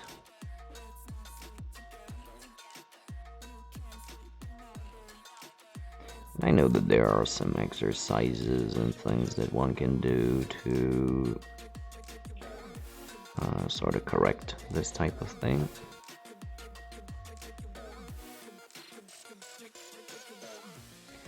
But I have been too lazy to apply them.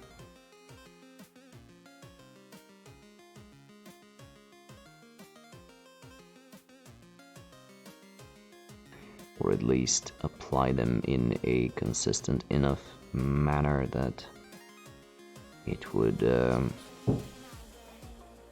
bring forward any sort of effect.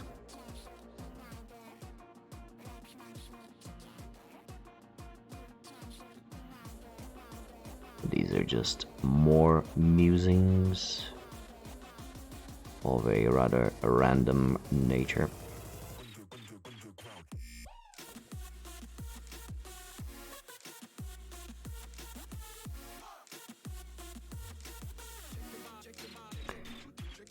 There will be a concert this Friday that I am pretty keen on going to.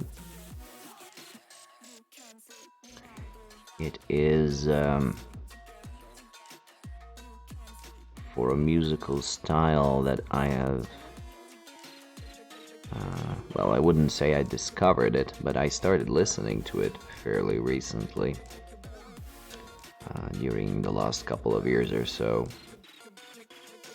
the new retro wave movement, and one of the best performers in that style, namely Perturbator, which I think Big in Space noted is a single French dude.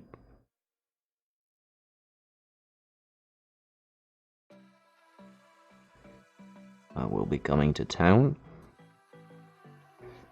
and I am very much looking forward to this concert. It'll be on Friday, so I can let loose.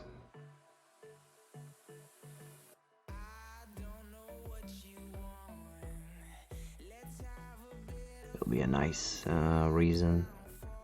Get out. Meet some people, meet some friends, maybe meet some new people.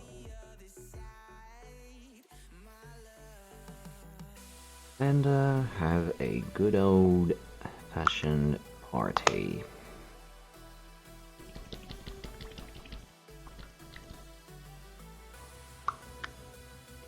So I am stoked for that. I am not so stoked on the remainder of the work week that I have to go through, well, survive through at this point. Get to that point.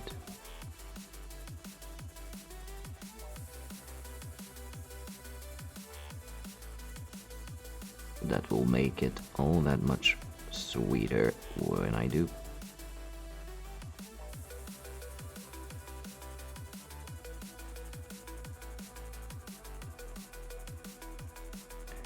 In addition, we will be having our Christmas party, well, the office Christmas party, on Saturday. Yeah, on the 19th of October, we will be having our Christmas party. Bit of a weird decision, but I do understand where it comes from.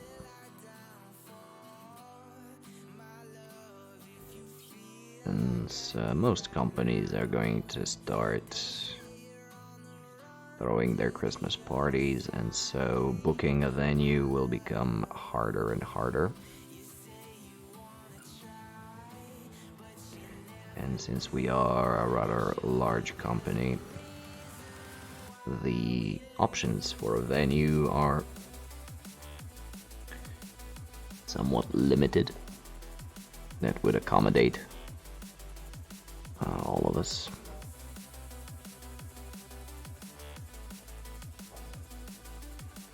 So while the timing is a bit weird, it does make sense. Haven't decided whether or not I will actually go yet, but it is an option to have in case nothing better comes up in the meanwhile.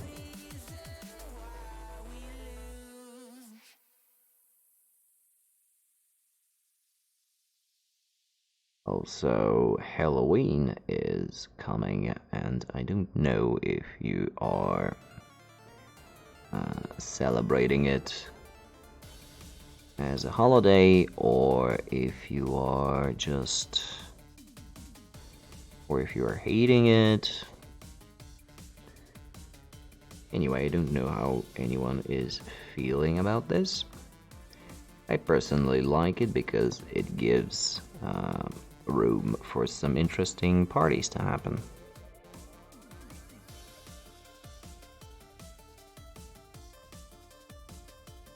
And who doesn't love an interesting party every now and again?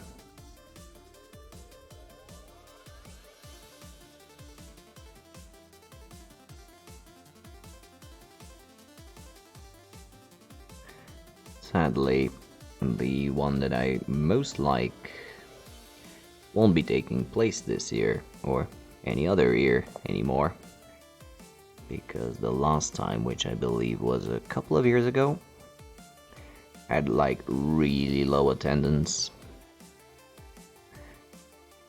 and it was a shame because they did invite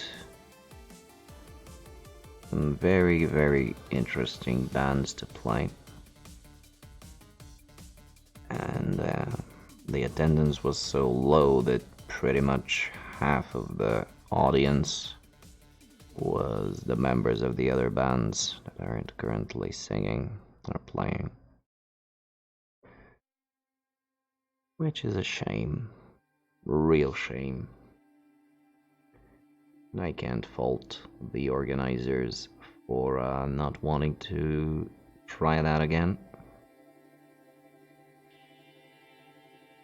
But it was a good damn party. Good music, pretty good venue. Not the best, but I've grown accustomed to it since it hosts a lot of similarly themed parties as well as other types of concerts that I do attend.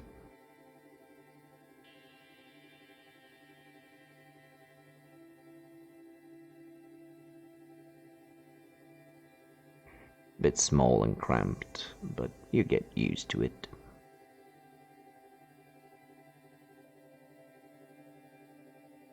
Especially when the spirits are high enough.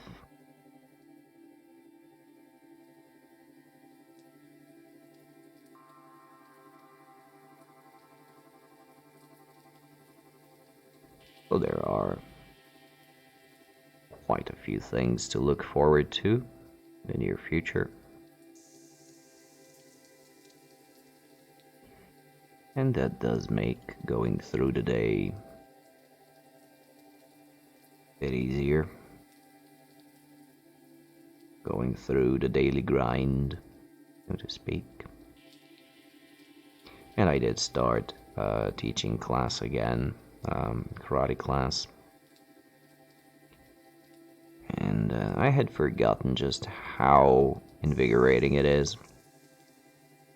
I was having a really bad day up to that point, and when I was coming home from it, I realized that all the weight and the heftiness had just disappeared and had been replaced with much more productive thoughts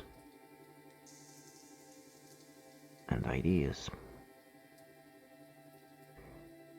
And so, as I came back home and prepared the things around here for the stream, I realized that I was in pretty good shape.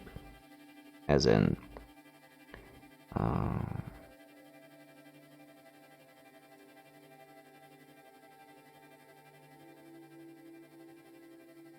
in a good mood. Okay. I'm gonna go over the front of the pants once again, but look at this. It is a pretty darn good military green, brown, blackish, which is exactly what I was going for.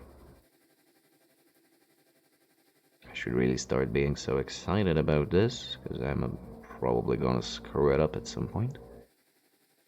But so far, it's been going pretty damn well for this dudester. Of course, this is just blocking in some base colors, and the really interesting part, for viewing at least, is just about to come.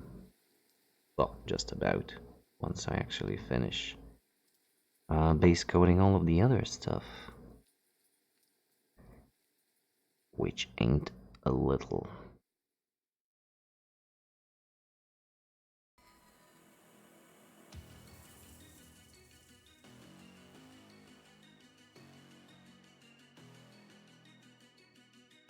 Yeah, I'm looking up to this.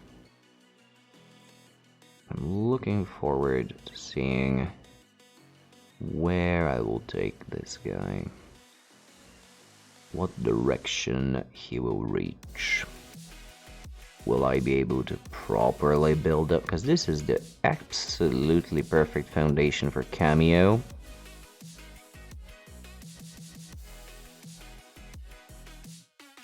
I might just look up a few, because I remember that there were a few tutorials on YouTube on how to do Cameo patterns by brush without using stencils and an airbrush.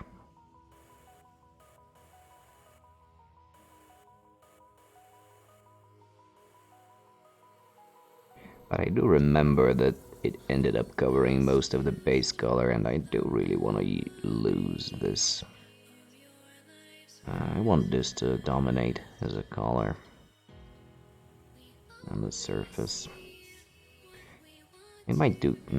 doesn't make sense to do Cameo just on these parts here. Either way, he is still very much a blank slate. So I can do with him whatever it is I want.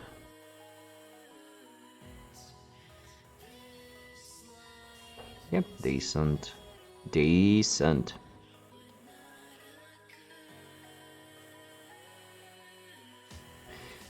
Later on, I might go into the crevices with a bit of a darker tone of this, so even more black. I think that there are places here and there that can benefit from a deeper shadow. But I will decide this when I have a bit of a fuller view of what he's about to become.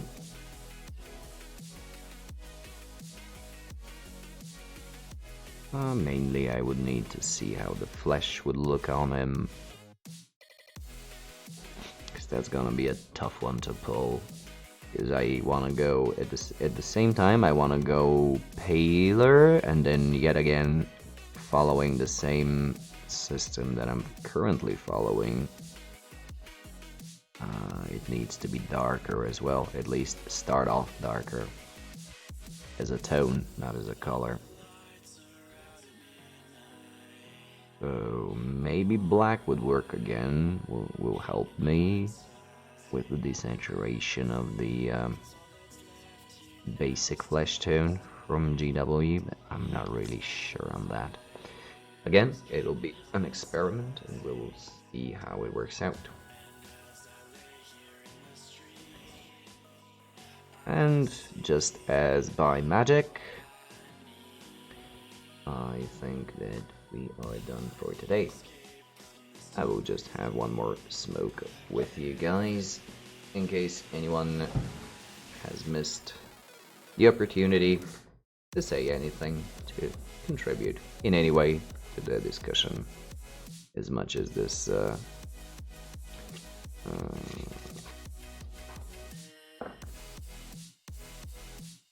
monologue ramblings of random themes can be called a discussion.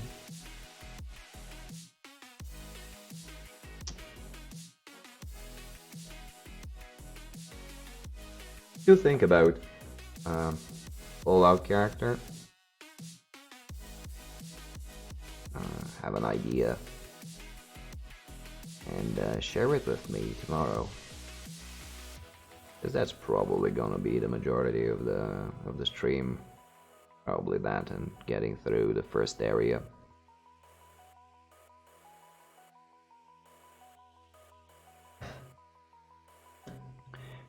Although if I will be actually role-playing, I'm not really sure if I'm gonna go through this area in the same way that I would otherwise.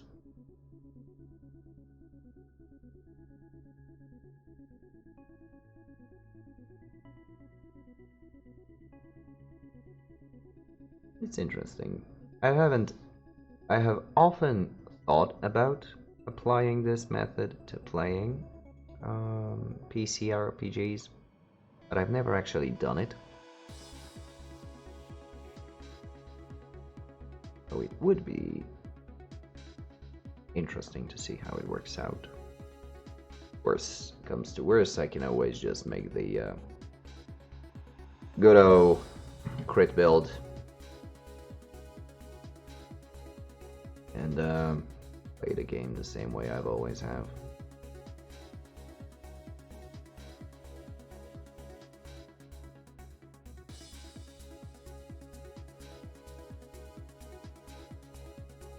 Though I would like to avoid it, if at all possible.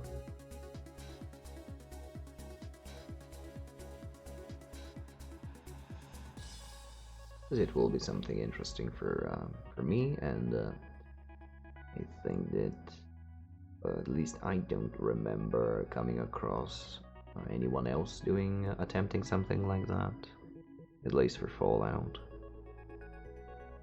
So it might be an interesting viewing experience as well. Again, any input and comment is appreciated and will be considered.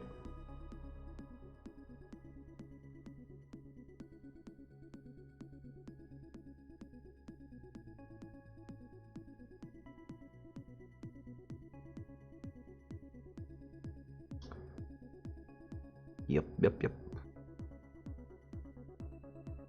What else do I want to do with this dude? Red is still not dark enough. It's just super desaturated, but it isn't really dark.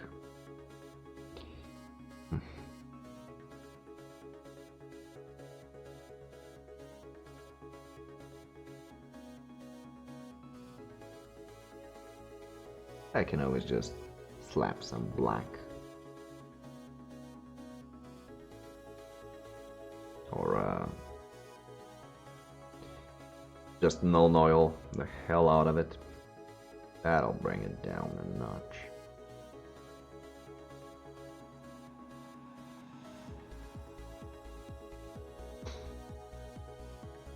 I'm also going to be breaking out the old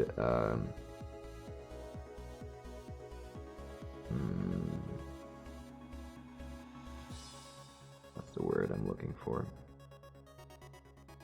The actual acrylic paint. I have some black acrylic paint and some mineral spirits, and I'll be doing an effect that will resemble oil streaking. It wouldn't make much sense, but I think it'll be a good effect for the miniature. Maybe not for this one in particular, because he does have this nice flat area on the chest plate that I'll be playing around mostly with just brush strokes, so scratches. As for the other dudes, because I did see some pretty nice rust streaks being painted on the more spiky chest pieces. Since I don't really have a color that would match rust streaks, I will go for oil ones. I did originally do this for War Machine, for the Warjacks, and it made a lot more sense for them because they are in fact steampunk machines.